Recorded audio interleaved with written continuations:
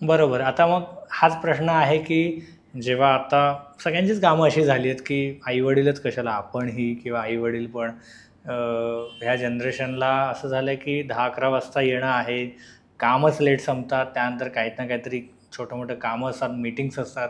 सगळ्या संपेपर्यंत संध्याकाळची वेळ किंवा पहाटेची वेळ पर्टिक्युलरली त्यावेळेस उठायचं किंवा संध्याकाळी घरी यायचं, हे आता काही राहिलं नाही आहे. कारण मुंबईसारख्या शहरात तर 24 तास शहर चालू असतं. कामही 24 तास होत असतात.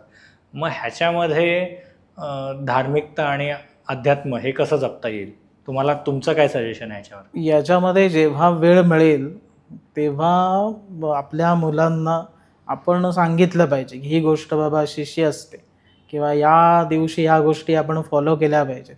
किंवा आता आम्हाला सुद्धा लहानपणी काय आम्ही पण असं हे नव्हतं, म्हणजे आम्हाला पण कधी शाळेला सुट्टी असली की आम्हाला सांगायचे की बाबा आज तू देवपूजा करायची घरातली, देवपूजा नाही केलीस तर तुला खायला प्यायला काही मिळणार नाही.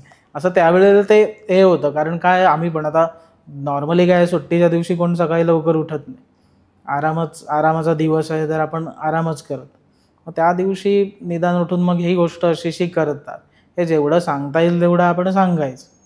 किंवा आपले आजी आजोबा आहेतच किंवा मोठं कोणी असेल त्यांनी गोष्टी त्या हे केल्या पाहिजे. हे आपली संस्कृती, मी असं नाही म्हणणार की तुम्ही जास्त फोर्स करा, पण थोडंफार बेसिक तरी काही गोष्टी माहिती पाहिजे. बरोबर. त्यानेच गोष्टी जपल्या जातील आणि पुढे पुढे जातील.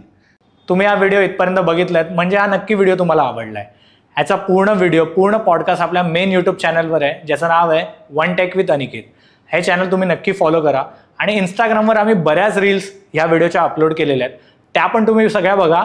आणि वन टेक विथ अनिकेत हे इंस्टाग्राम चॅनल पण फॉलो करा.